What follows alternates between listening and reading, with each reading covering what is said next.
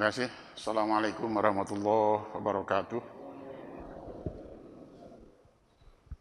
Alhamdulillah, hamdan katsiran thayyiban mubarakan fi kama yuhibbu rabbuna wa yarda. Wa asyhadu an la ilaha illallah wahdahu la syarikalah wa asyhadu anna Muhammadan abduhu wa rasuluh la nabiyya ba'dah, amma ba'du. Pertama-tama marilah kita panjatkan puji dan syukur kehadirat Allah tabaraka wa taala atas izin dan irodahnya dan atas bimbingan hidayah serta taufiknya, juga atas limpahan rahmat, nikmat dan karunia-Nya. Pada pagi ini kita bisa hadir di rumahnya yang suci, masjid yang kita cintai, dalam rangka menjalankan tugas hidup kita kepada Allah melalui ibadah sholat subuh secara berjamaah dan melanjutkannya dengan kajian rutin kita di setiap Ahad pagi. Para jemaah, kita langsung saja memanfaatkan waktu pagi hari ini. Kita akan mengawali pembahasan tentang Al-Kabair. Al-Kabair artinya dosa-dosa besar. Para hadirin, kata dosa, kalau kita buka kamus besar bahasa Indonesia, di situ diartikan dosa adalah perbuatan yang melanggar hukum Allah atau hukum agama. Itu dalam definisi KBBI ya, Kamus Besar Bahasa Indonesia. Dosa adalah perbuatan yang melanggar hukum Allah atau hukum agama gitu. Dan kata dosa itu konon berasal dari kata atau dari bahasa Sanskerta. Nah, di dalam bahasa Arab, para hadirin, dosa itu disebut dengan berbagai istilah, baik dalam Al-Quran ataupun di dalam Al-Hadis. Kadang disebut dengan ad-dzanbu, kadang disebut dengan al-ithmu, al-wizru, al-jurmu, dan al-kabair, yang artinya dosa besar. Itu istilah-istilah dosa yang kita temukan di dalam Al-Quranul Karim dan juga Al-Hadis. Adapun secara istilah yang dipakai di dalam agama kita, agama Islam, dosa itu adalah pelanggaran terhadap hukum agama. Jadi dosa adalah pelanggaran terhadap hukum agama. Nah, pelanggaran terhadap hukum agama itu ada dua. Satu, melakukan apa yang dilarang, mengerjakan apa yang haram. Dan yang kedua adalah meninggalkan apa-apa yang wajib dikerjakan. Dari situlah dosa itu muncul. Jadi mengerjakan yang dilarang dan meninggalkan yang wajib. Sementara itu di dalam fikih, para jemaah, dalam fikih, dosa itu dikaitkan dengan siksa atau penderitaan sebagai akibat daripada perbuatan tersebut. Kenapa ada dosa atau ada penderitaan? Karena tadi tidak melakukan perbuatan yang harus dilakukan, malah melakukan perbuatan yang tidak boleh dilakukan. Makanya dalam usul fikih itu dikatakan al-haram ma yusabu ala tarkihi wa yu'aqabu ala fi'lihi. Haram itu adalah satu perkara yang apabila ditinggalkan berpahala dan dikerjakan berdosa. Nah, jadi dalam fikih itu dosa dikaitkan dengan siksaan dan ancaman baik di dunia ataupun di akhirat gitu. Nah, selanjutnya para jemaah, agama kita dinul Islam itu mengajarkan bahwa dosa itu ditanggung oleh masing-masing orang. Atau dengan kata lain, setiap orang bertanggung jawab atas dosanya sendiri-sendiri. Di dalam Islam tidak dikenal apa yang disebut dengan dosa warisan. Sama dengan kebaikan itu ya masing-masing. Di ayat terakhir surat Al-Baqarah kan dijelaskan, kita hafal ayat itu. A'udzubillahi minasyaitonirrajim. Laha ma kasabat wa 'alaiha ma kasabat, ya kan? Laha bagi dia pahala dari kebaikan yang dilakukannya, dari amal soleh yang dikerjakannya. Wa 'alaiha dan bagi dia dosa maktasabat dari apa yang diperbuatnya. Seseorang tidak bisa menanggung beban dosa orang lain. Banyak ayat mengatakan antara lain wala taziru waziratu wizra ukhra. Seseorang tidak menanggung beban dosa orang lain. Antara suami istri, antara anak dan orang tua, masing-masing dosanya harus dipertanggungjawabkan oleh dirinya sendiri. Itu dalam Islam. Dalam agama lain itu urusan orang, ya kan, para jemaah ya. Nah kemudian kalau kita baca hadis, para hadirin, ada salah satu hadis yang menjelaskan pengertian dosa. Hadis ini riwayat Imam Muslim. Rasulullah bersabda, al-ithmu, ya tadi al-ithmu, ya kan, al-ithmu mahaka fi sodrika wa karihta ayyat toli'alin nas. Artinya al-ithmu, dosa itu adalah mahaka fi sodrika, apa yang terasa mengganggu jiwamu. Di dosa itu adalah sesuatu yang mengganggu jiwamu. Wa karihta ayyatul nas, dan kamu tidak mau, kamu tidak suka kalau perbuatan dosa itu diketahui orang lain. Gitu. Jadi dosa itu membuat kita gelisah, membuat hati seorang mukmin was-was, membuat hati seorang mukmin takut.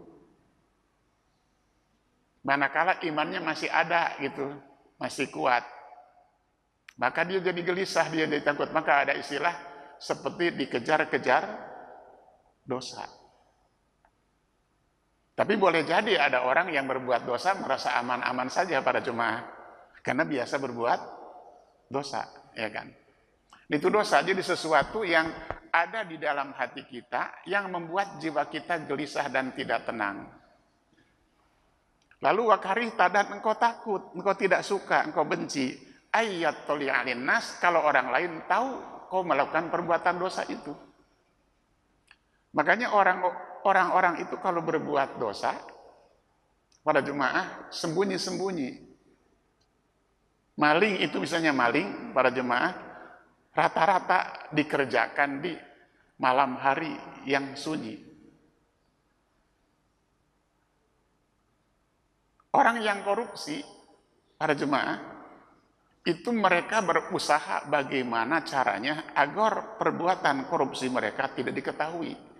Maka dilakukanlah mitigasi supaya korupsi mereka tidak terendus, tidak tercium oleh aparat keamanan. Nggak mau orang tahu dia berbuat dosa. Kenapa? Sebab pada dasarnya manusia itu punya fitrah yang suci, fitrah yang bersih, sehingga tidak suka kalau ada orang lain tahu dirinya itu salah. Nah dari sini para jemaah dapat kita katakan bahwa pantas di dalam Al-Quranul Karim yang saya bacakan tadi di Al-Baqarah ayat terakhir itu, laha makasabat wa 'alaiha maktasabat. Untuk perbuatan baik di ayat itu digunakan kata kasaba. Tapi untuk perbuatan buruk digunakan kata iktasaba, walaupun dasar katanya sama. Saya ulangi, untuk perbuatan baik digunakan kata kasaba, laha ma kasabat. Tapi untuk perbuatan buruk digunakan kata iktasaba, lah wala wa alaiha mak tasabat. Kenapa gitu para jemaah? Apa rahasianya? Karena berbuat baik itu gampang, berbuat baik itu mudah, berbuat baik itu tanpa beban. Kenapa? Semua orang suka dengan yang baik. Tidak harus sembunyi-sembunyi orang berbuat baik pada jemaah. Bahkan ada orang yang berbuat baik terang-terangan malah ingin dipuji, gitu kan? Itu lain hal, ya kan? Itu. Jadi tanpa beban berbuat kebaikan itu, berbuat amal soleh itu. Karena sekali lagi semua orang suka dengan kebaikan. Berbeda dengan keburukan, dengan dosa. Itu iktasabah. Harus kerja ekstra. Harus kerja keras supaya perbuatan buruknya tidak diketahui oleh orang dan dia tidak malu gara-gara dosa dan perbuatannya itu. Contohnya, pernah saya ngasih contoh di sini dulu pada jemaah. Ada dua pasang orang. Satu pasang suami istri, satu pasang bukan suami istri. Pasangan suami istri mau pergi dari rumah jam berapa, pergi kemana saja, pulang ke rumah jam berapa, nggak ada masalah. Nggak ada beban. Kenapa? Suami istri. Pulang ke rumah larut malam tidak harus ngendap-ngendap. Kenapa? Suami istri. Nggak ada beban. Tapi dua orang yang bukan suami istri, para jemaah janjiannya di mana? Ya kan gitu, ketemunya di mana? Nanti kalau mau pergi bareng, kemana? Ke tempat yang jauh supaya tidak diketahui oleh teman-temannya atau tetangganya. Pulang larut malam harus ngendap-ngendap. Kenapa? Takut ditangkap hansip. Itu iktasabat. Perbuatan dosa itu harus dikerjakan secara ekstra. Karena tidak mau kelihatan dan ketahuan dia berbuat dosa. Tetapi, masih di Al-Baqarah, apabila seseorang sudah terbiasa berbuat dosa, sudah menjadi kesehariannya dosa itu dilakukan, dia jadi mudah lagi berbuat dosa. Al-Quran mengatakan, bala mangkasaba sayi'atan tu wa hatat bi khati'atu. Tidak demikian. Orang yang sudah biasa berbuat dosa, dia ringan-ringan saja bagi dia. Naudzubillah min dzalik, para jemaah.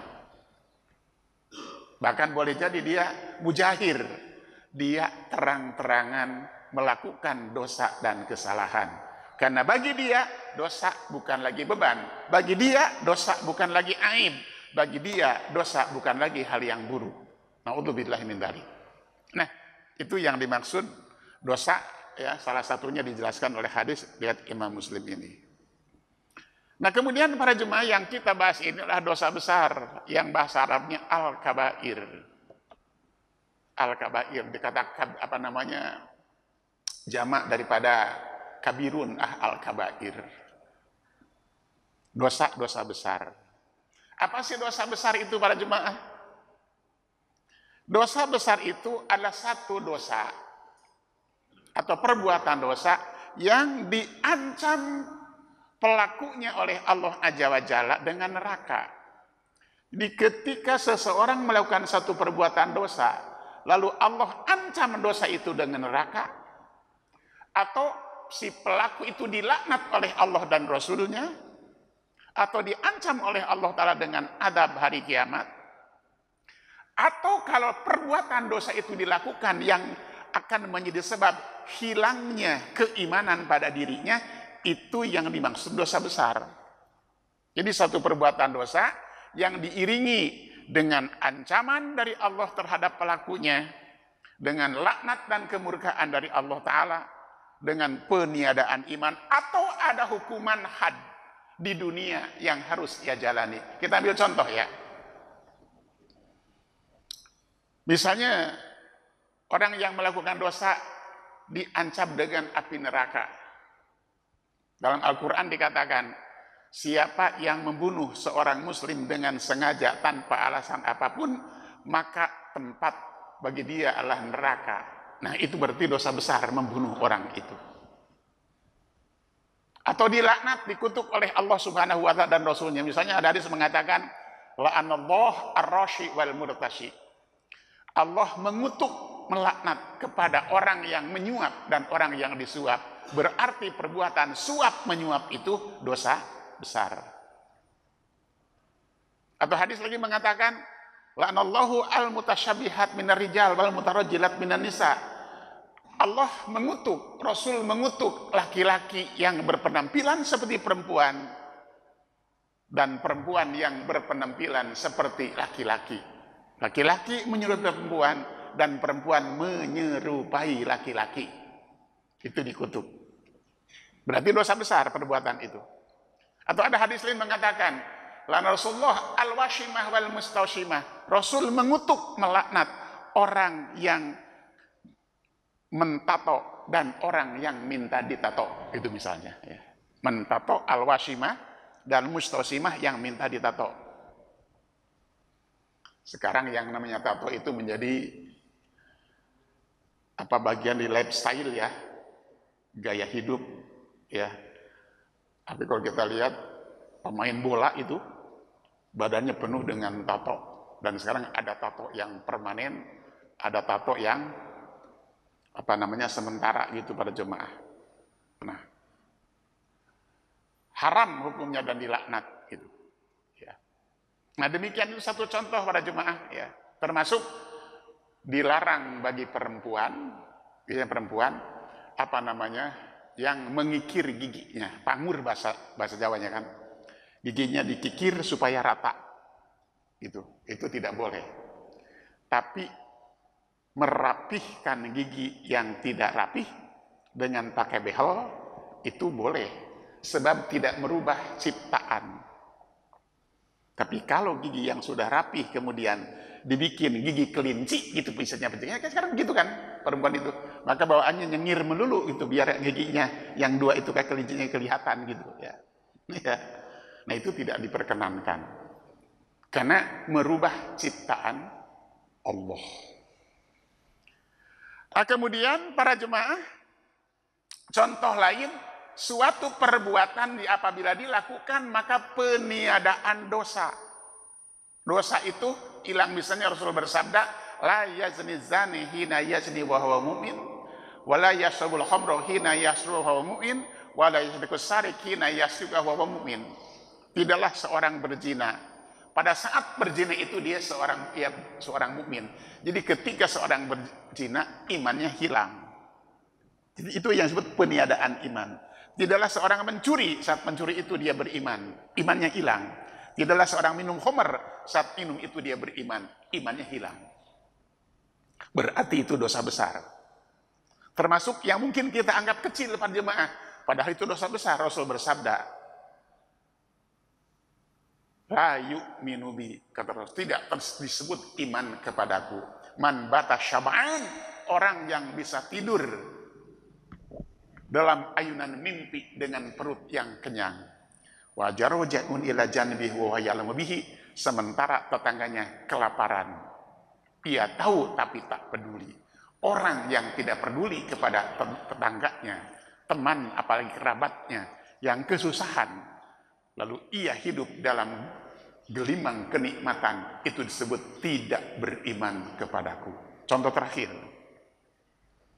la yu'minu ahadukum hatta yuhibba li akhihi ma yuhibbu li nafsi.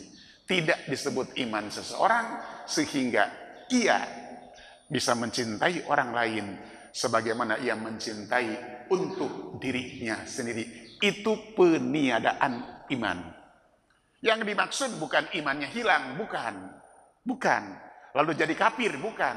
Tapi imannya tidak sempurna.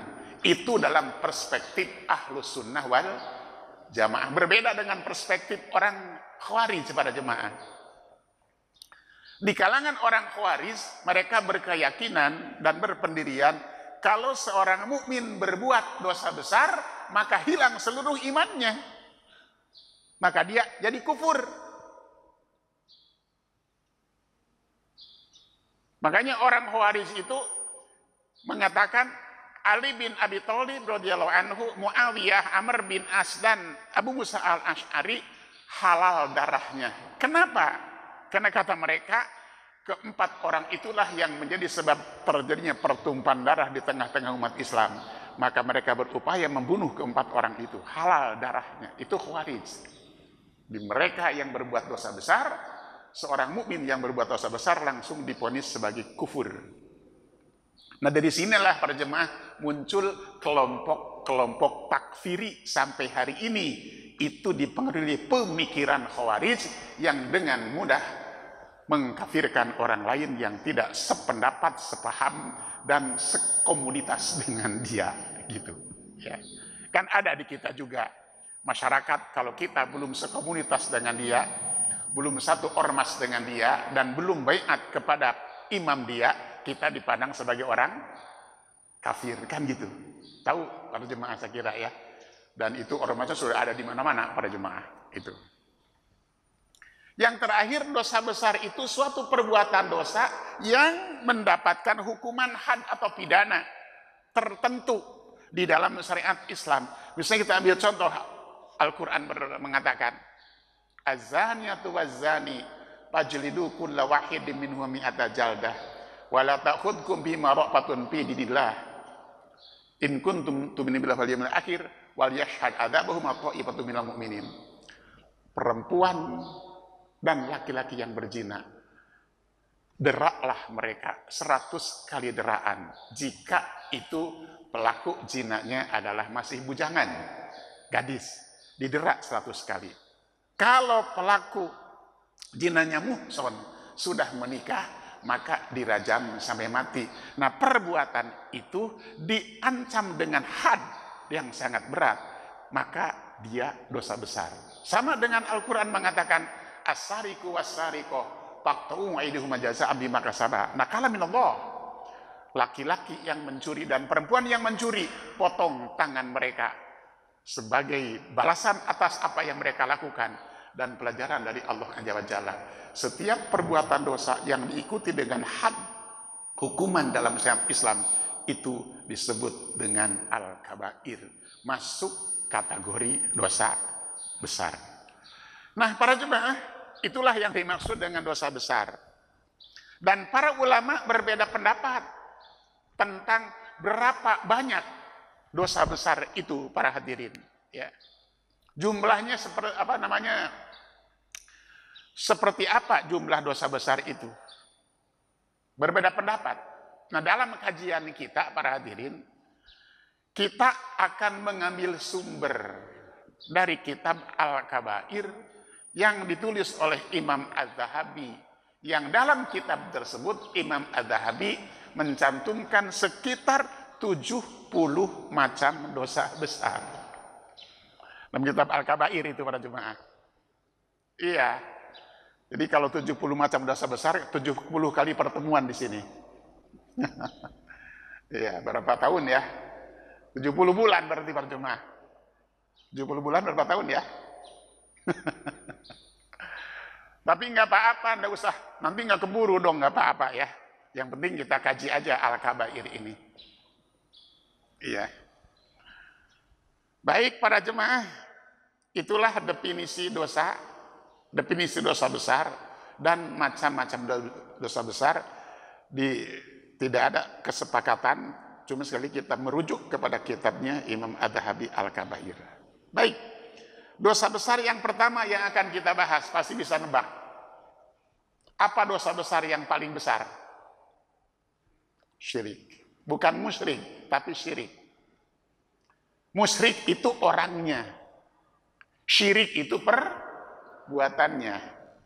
Itu. Jadi syirik itu apa perbuatan, kemudian musyrik itu orang yang melakukan syirik. Musyrik, musyrikun atau musyrikin dalam Al-Quran. Nah, para jemaah, secara bahasa syirik artinya mempersekutukan atau bagian, itu syirik. Ini sudah jadi bahasa kita sehari-hari, para jemaah. Ada yang namanya perserikatan, ada yang namanya syirkah gitu kan, persekutuan. Itu syirkah. Ya. 2-3 orang bersekutu untuk usaha, itu syirkah, para jemaah, ya kan. Ya, organisasi juga bisa disebut dengan syirkah, perserikatan. Gitu. Kita sering mendengar istilah Muhammadiyah perserikatan. Muhammadiyah, misalnya kita sering dengar tuh kalimat itu keluar para jemaah, ya kan. Itu syirkah. Bahkan sepak bola juga ada perserikatan dulu, ya kan. Klub sepak bola perserikatan gitu para jemaah. Itu secara bahasa. Secara istilah para hadirin, syirik itu adalah mempersekutukan Allah dengan selainnya. Menduakan Allah dengan selainnya gitu. Atau syirik itu adalah sebuah iktikad atau sebuah perbuatan yang menyamakan sesuatu selain Allah dengan Allah dalam hal-hal yang menjadi hak Allah, yaitu rububiyah dan uluhiyahnya. Saya ulangi, syirik adalah iktikad atau perbuatan yang menyamakan Allah dengan sesuatu selain Allah yang menjadi hak Allah, yaitu rububiyah dan uluhiyah. Apa rububiyah? Rububiyah itu adalah berbicara tentang kepenciptaan. Allah adalah satu-satunya zat pelaku pencipta. Dia satu-satunya pelaku mutlak dalam kepenciptaan. Itu yang disebut dengan rububiyah. Dan uluhiyah, Allah adalah satu-satunya zat yang patut diibadahi, ditaati, ditakuti, diharapkan, dan sebagainya.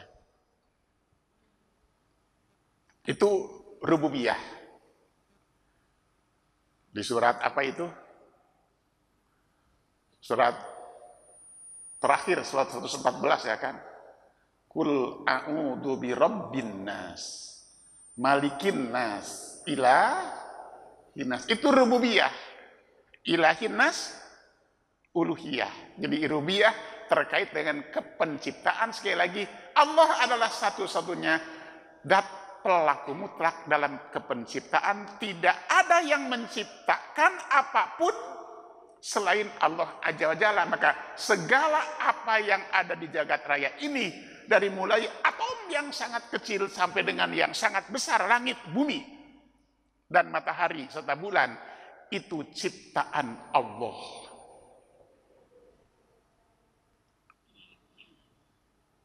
Rububiyah adalah terkait dengan kepenciptaan. Uluhiyah terkait dengan peribadatan. Kalau ada orang yang berkeyakinan ada pencipta yang lain selain Allah, syirik. Dan kalau ada orang yang menyembah sesuatu selain Allah, dia syirik. Dalam agama lain kan ada dewa mencipta ini, mencipta itu kan gitu para jemaah ya kan? Itu. Nah, oleh karena itu para jemaah, syirik ini merupakan bentuk perselingkuhan dalam tauhid. Syirik itu bentuk perselingkuhan dalam teologis yang sangat fatal dan sangat buruk.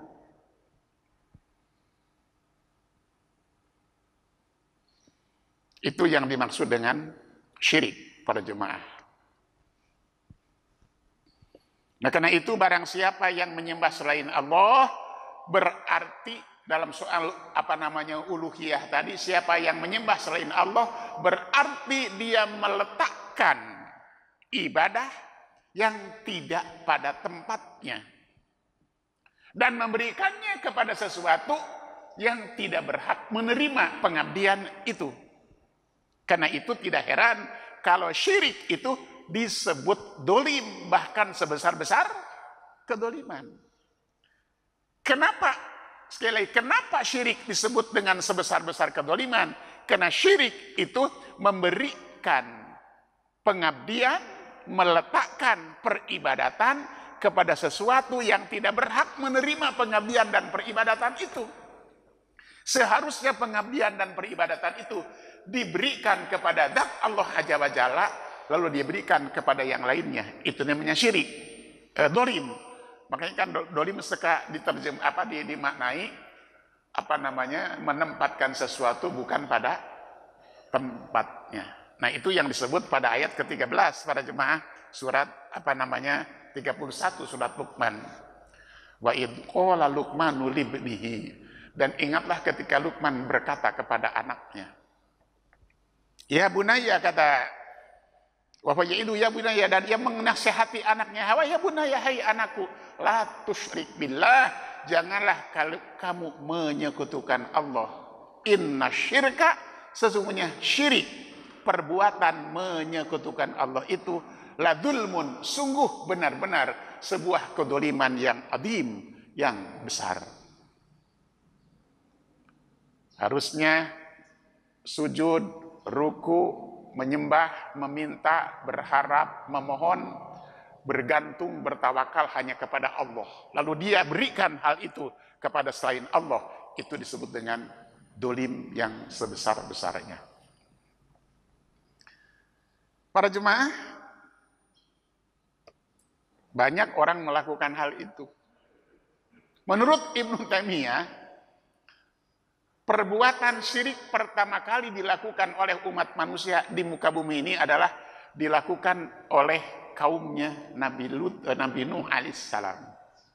Mereka lah yang pertama kali melakukan kesyirikan dengan cara menyembah patung atau berhala.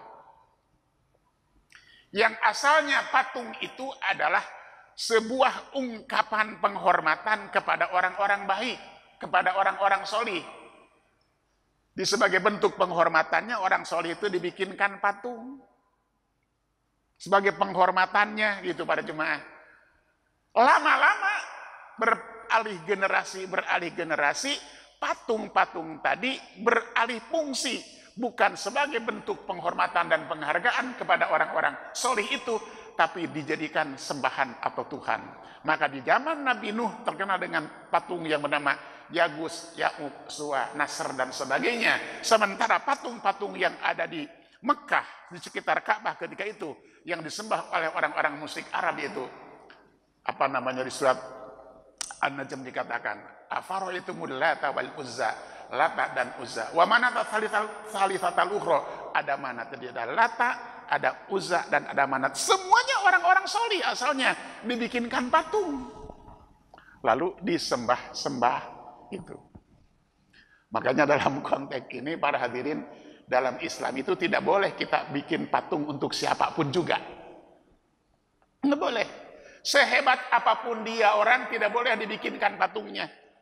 Untuk penghormatan tidak boleh. Makanya Rasul kita Nabi Muhammad alaihissalam tidak boleh dibikinkan patung, jangankan patung, foto gambarnya juga tidak boleh. Padahal gampang dibikin para jemaah. Misalnya dalam kitab Zadul Ma'ad, Ibnu Qayyim menjelaskan ciri-ciri fisik Rasulullah itu sangat detail. Dari situ kan bisa dibuat sketsa ya kan? Sketsa kemudian dibikinkan fotonya atau patungnya. Tapi tidak boleh, haram hukumnya. Nanti lama-lama akan disembah. Sebagai orang-orang Nasrani yang menyembah apa namanya? Mematungkan siapa itu Isa ibnu Maryam alaihissalam. Jangan. Nah di Indonesia ini sekarang luar biasa para jemaah. Ada patung mantan presiden yang pertama, bahkan ada patung presiden yang sekarang gitu ya kan. Dihormati silakan dihormati, dihargai silakan dihargai, tapi janganlah dipatungkan kemudian patungnya diagung-agungkan, sebab itu akan mengarah kepada sikap syirik dan itu berbahaya. Nah syirik itu dosa besar yang tidak akan diampuni oleh Allah Azza wa Jalla. Kalau seseorang mati dalam kesyirikan atau membuat dosa syirik yang belum sempat ditobati, udah itu wassalam para jemaah. Ya. Di surat An-Nisa 48 Allah berfirman, "Innallaha la yaghfiru ayyushraka bih." Sesungguhnya Allah tidak akan mengampuni dosa orang syirik kepadanya. Tapi wa yaghfiru ma duna dzalik, Allah akan mengampuni dosa selain syirik. Lima yasha, kepada siapa yang Allah kehendaki. Wa may yusyrik billah, siapa yang syirik kepada Allah, faqad iftara itsman mubina, azima, maka sungguh ia telah berbuat apa dosa yang sangat besar. Dosa syirik tidak diampuni. Maka dosa itu ada 3 kategori para jemaah.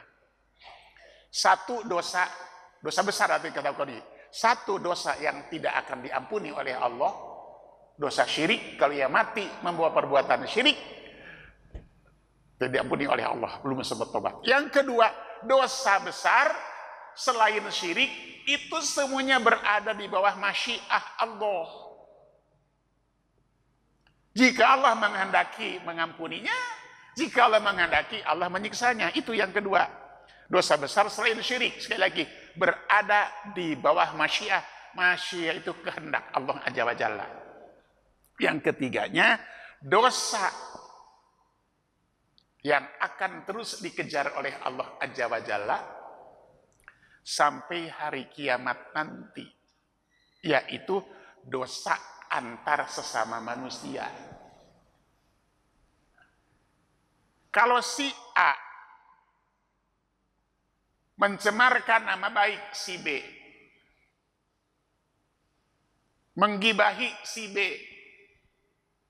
harga dirinya rusak di tengah-tengah masyarakat, lalu si A tidak meminta maaf kepada si B sampai ia meninggal dunia, atau si B meninggal duluan, bukan salah satunya meninggal duluan, belum sempat minta maaf dan belum sempat dimaafkan, maka dosa itu belum selesai. Akan terus terbawa sampai hari kiamat. Para jemaah, akan dikisos oleh Allah Azza wa Jalla di satu tempat yang bernama Kontoroh. Kontoroh itu satu tempat antara surga dan neraka. Setelah ia berhasil menyeberang jembatan di antara dua tepi neraka jahanam, ia sampai ke ujung itu yang namanya Kontoroh. Disitulah ada kisos. Bagaimana caranya? Caranya Allah mengambil amal-amal baik orang itu, kemudian diberikan kepada orang yang ia dolimi waktu masih di dunia. Makanya dalam hadis Al-Bukhari dikatakan, man kanat madlamatun li akhihi falyatahallu al-yaum qabla alla yakuna dinar wala dirham. Siapa yang pernah berbuat dolim pada saudaranya, segera minta dihalalkan sekarang di dunia. Selesaikan urusan itu sebelum mati. Jika urusan dengan saudara, dengan sesama manusia tidak diselesaikan sebelum mati, maka di akhirat nanti akan terjadi kisos. Boleh jadi amal solehnya habis untuk mengganti rugi sebagai kompensasi terhadap orang-orang yang ia dolimi. Dan dalam hadis Muslim dikatakan sebagai orang-orang muflis. Kata Rasul pada sahabat, atadruna mal muflis, tahukah kalian apa itu muflis? Bangkrut. Kata para sahabat, al muflisu minna man la dirhamalah Rasul. Orang bangkrut di antara kita tentu dia yang tidak punya uang, tidak punya apa-apa, gulung tikar. Kata Rasul, bukan itu yang kumaksud. Muflis, orang yang muflis dari kalangan umatku, orang yang datang hari kiamat menghadap Allah membawa pahala sholat, pahala zakat, pahala amal soleh yang lainnya, dan bersama itu ia pun membawa dosa membunuh orang, dosa memukul orang, dosa mengambil harta orang dengan cara yang batil, dosa tadi itu mencemarkan nama baik orang dan sebagainya. Maka nanti Allah akan mengambil seluruh kebaikannya untuk diberikan pada orang-orang yang ia dolimi di dunia, yang tidak minta maaf kepadanya. Lalu ketika amal baiknya habis, sementara orang-orang yang didoliminya masih ada dan belum dapat ganti rugi, Allah akan ambil dosa dan keburukan orang yang didoliminya, kemudian dibebankan kepada dia. Ujung hadis mengatakan, summa tuliha finnar, lalu dia dilemparkan ke dalam api neraka.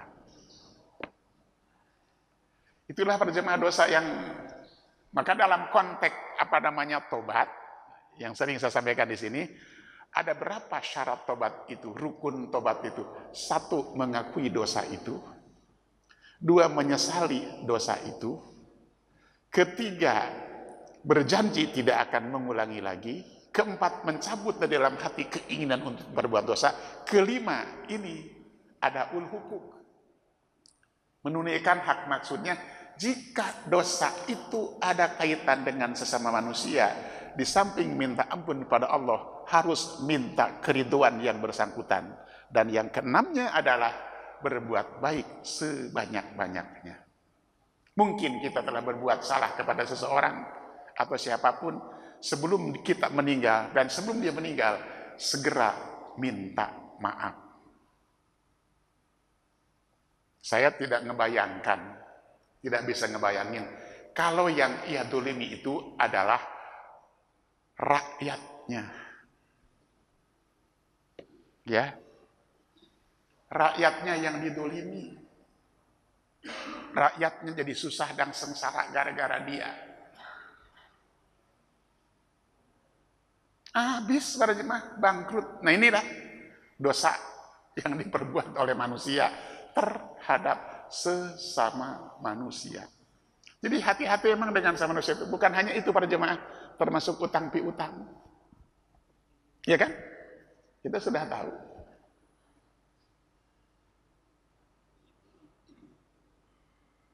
Seorang syuhada akan masuk surga tanpa hisab. Tapi kalau punya utang tidak. Seorang mati syahid, para jemaah, masuk surga tanpa hisab. Tapi kalau dia punya utang belum dibayar, tidak. Itu yang mati syahid, apalagi kita. Yang Rasul katakan, nafsul mu'min mu'allakun bidainihi. Jiwa seorang mukmin itu tergantung dengan utangnya. Makanya Rasulullah SAW para jemaah tidak mau mensolatkan jenazah yang punya utang, yang utangnya belum dibayar. Kecuali jika sudah ada kaum kerabatnya yang bertanggung jawab atas utang piutangnya itu.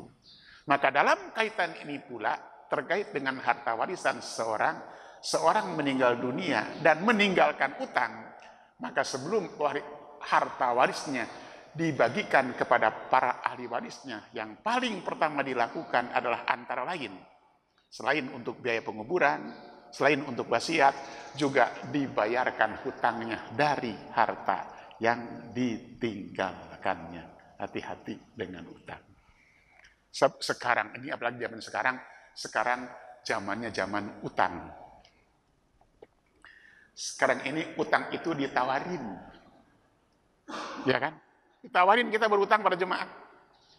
Mau beli kendaraan itu salah satunya kan, atau apa saja, ya. Kalau cash udah susah, tapi kalau ngutang gampang, gitu. Itu nomor HP kita, nggak tahu kok bisa tersebar kemana-mana ya. Kita juga bingung Pak. Sehingga mungkin para jemaah juga sering mendapatkan telepon yang tak dikenal. Kalau kita angkat, nawarin utang itu. Iya, itu intermezzo saja para jemaah. Kembali kepada bab syirik ini. Dosa besar yang tidak akan diampuni oleh Allah Azza wa Jalla. Dan orang-orang yang musyrik kepada Allah, mati dalam kesyirikan, dipastikan haram masuk surga. Al-Maidah 72 menegaskan, Allah berfirman, wa may yusyrik billah, siapa yang menyekutukan Allah, faqad haramallahu alal jannah, Allah haramkan dia masuk surga. Siapa yang menyekutukan Allah, Allah haramkan surga baginya. Kalau haram surga apa Pak? Terusnya para jemaah, wa ma'wahun nar, tempat kembali dia di hari kiamat kelak adalah api neraka. Wa ma'lid dolimina min ansor, dan orang-orang dolim sama sekali tidak akan pernah mendapat pertolongan. Di sini sebut dolim maksudnya orang-orang musyrik tadi para jemaah. Itu di Al-Maidah ayat ke-72. Sementara pada Al-An'am 88 dikatakan, walau asyraku, kalau mereka menyekutukan Allah, lahabitu anhum ma kanu ya'malun, niscaya lenyap dari mereka, habis dari mereka, batal dari mereka seluruh amalan yang telah mereka perbuat. Jadi syirik itu membatalkan seluruh kebaikan. Lebih tegas lagi, kita bisa membaca di surat Az-Zumar ayat 65. Walaqad uhiya ilaika wa ilal ladzina min qablika, hai Muhammad, sungguh telah aku wahyukan kepadamu dan pada nabi-nabi sebelum kamu, la in asyrakta, jika engkau berbuat syirik, Jika engkau menyekutukan Allah, layah batonna amaluka, niscaya amalmu menjadi batal, menjadi sia-sia. Wala takunanna minal khasirin, dan kamu akan tergolong orang-orang yang merugi. Demikian para jemaah. Syirik besar membatalkan, menghanguskan, menghapuskan seluruh amal kebaikan kita. Saking buruknya itu dosa, saking jeleknya itu dosa, saking memudorotkannya itu dosa, seluruh amal kebaikan hilang dengan syirik itu.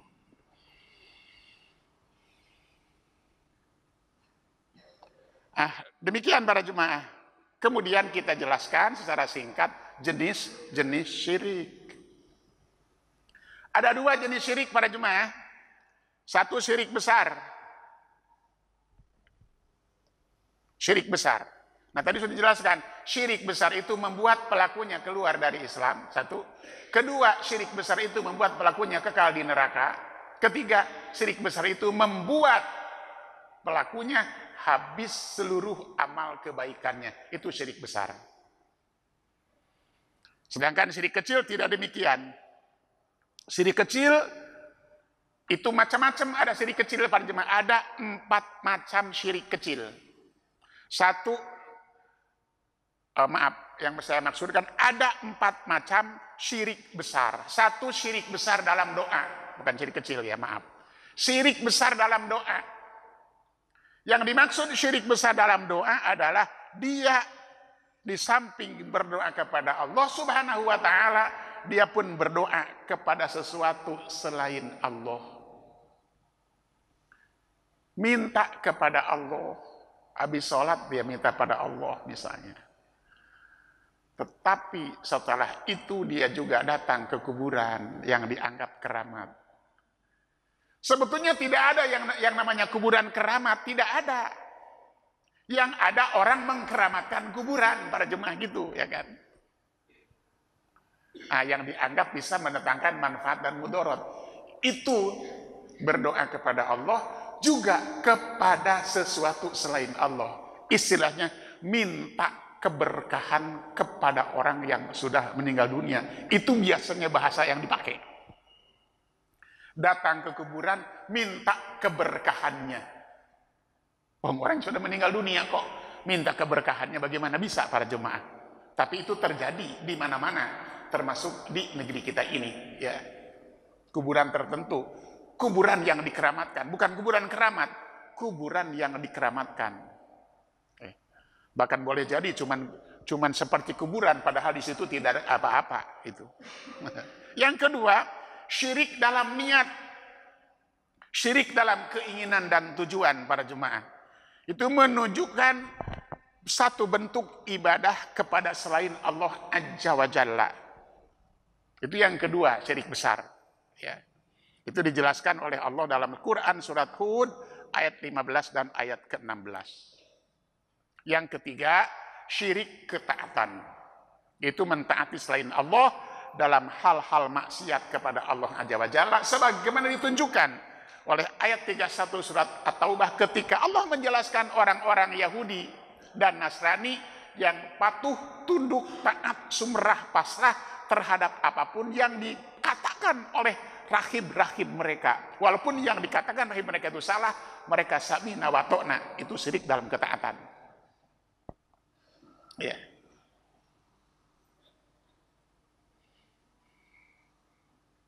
Nah, di kita tidak boleh begitu para jemaah.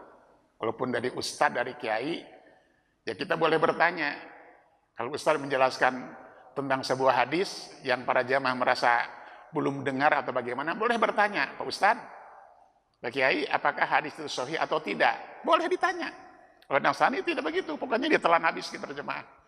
Jangan ada istilah kewalat nanya sama Ustadz sama Kiai, tidak. Boleh bertanya.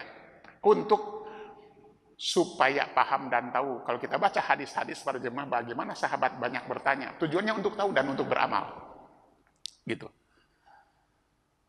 Hadis sahih atau tidak, bisa diamalkan atau tidak, boleh. Silahkan bertanya kepada Ustaz. Kalau Ustaznya marah ditanya hadis sahih atau tidak sahih, nah udah selesai, jangan diteruskan pertanyaannya. Gitu. Itu boleh bertanya. Ya. Yang keempatnya syirik dalam kecintaan, syirik dalam mahabbah. Apa yang dimaksud syirik dalam mahabbah? Itu yang disebut oleh Al-Baqarah ayat 165. Mencintai sesuatu selain Allah melebihi cinta kepada Allah.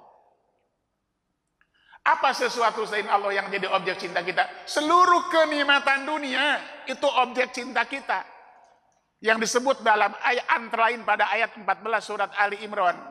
Ada anak, ada istri, ada harta, kekayaan, jabatan, kedudukan, kekuasaan, apapun yang merupakan kenikmatan dunia dicintai oleh seseorang melebihi cintanya kepada Allah, itu syirik dalam mahabbah, syirik dalam kecintaan.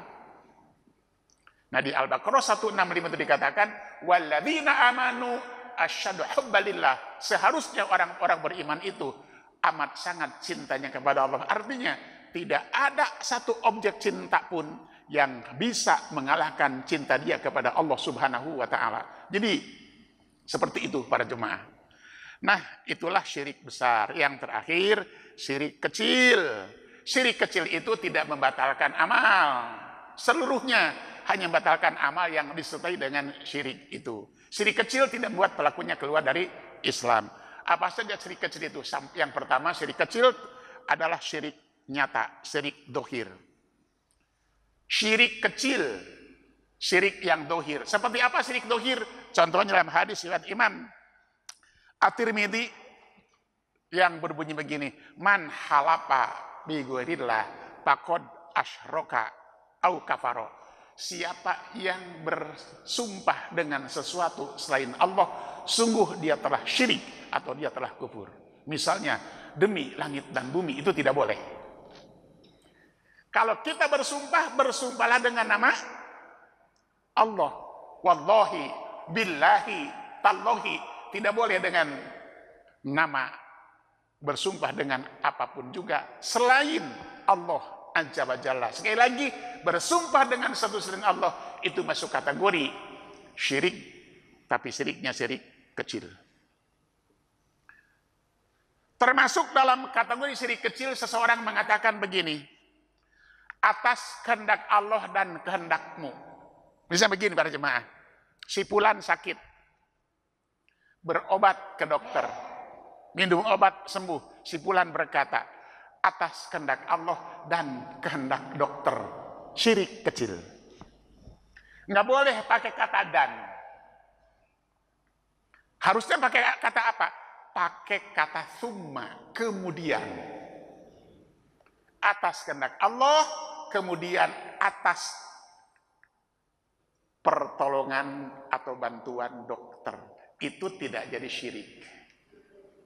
Kadang-kadang kita suka lupa para jemaah. Dalam hal itu kelihatannya kecil, tapi ini hati-hati. Kita suka bilang, berobat sakit, siapa kita atau anak kita atau istri kita. Wah, dokter itu mah hebat. Berobat ke dokter itu pasti sembuh. Itu hati-hati, itu syirik kecil para jemaah. Emang yang nyembuhin dokter?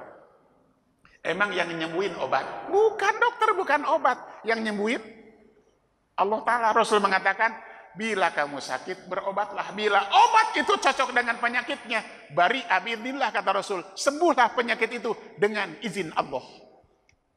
Dan Ibrahim mengatakan dalam Al-Quran, wa idza maridtu fahuwa yashfin, bila aku sakit, Allah yang menyembuhkan. Jangan mengatakan, karena dokter itu saya sembuh. Bukan, itu syirik. Para hati-hati ya. Gitu. Kemudian selanjutnya para jemaah, termasuk syirik kecil adalah riya. Nah, riya. Ini syirik khafi kalau riya itu para jemaah. Syirik khafi. Atau sebelum ke syirik khafi, satu lagi contoh dalam hadis dikatakan, ketika Rasul berkata, wala taj'alu lillahi andada, jangan kamu menjadikan bagi Allah sebagai nidan, andad sekutu. Sahabat tidak paham, ya Rasulullah mahwal andad, kata sahabat Rasulullah, apa sih andad itu? Gitu. Maka Rasul menjawab, al andad huwa syirku ahfa min dabibin namal ala sofati sauda fi dulumatil layal. Andad itu adalah ahfa, syirik yang lebih samar, yang lebih tersembunyi dari semut hitam yang merayap di atas batu hitam di tengah-tengah malam yang kelam. Saya ulangi, Andad itu syirik yang lebih samar dari semut hitam yang merayap di atas batu hitam atau tempat yang hitam di malam yang kelam. Contohnya kata Rasul, laulal baqtatu hada atana lusus al-barihah. Kalau bukan suara angsa ini, pasti maling sudah membobol rumah saya. Nah, gitu. Kayak tadi, kalau bukan karena dokter itu, udah wassalam deh anak saya. Nah itu syirik kecil para jemaah ya. Itu andad namanya. Itu syirik kecil yang dokir, lahir dari ucapan dan perbuatan kita. Yang kedua, syirik kecil yang khafi, yang samar. Apa syirik kecil yang samar? Suka punya keinginan dalam hati ketika mengerjakan satu kebaikan itu, ingin mendapat pengakuan dari masyarakat sekitar. Ini yang disebut dengan riya. Dan Rasul bersabda, inna akhwafa ma akhafu alaikum asyirkul asghar, yakni riya, sabda Nabi. Sesungguhnya sesuatu yang sangat aku khawatirkan atas kalian, kata Rasul, yaitu syirik kecil yang bernama riya. Riya itu membatalkan amal yang itu, yang lain enggak. Kalau tadi kita sholat subuh, separuh untuk Allah, separuh untuk orang, riya. Apalagi seluruhnya untuk orang lain, itu bahaya.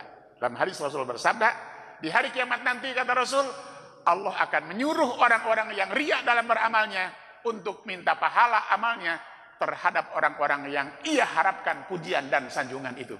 Artinya pahala riya itu tidak dikasih pahala oleh Allah Azza wa Jalla karena amalnya batal.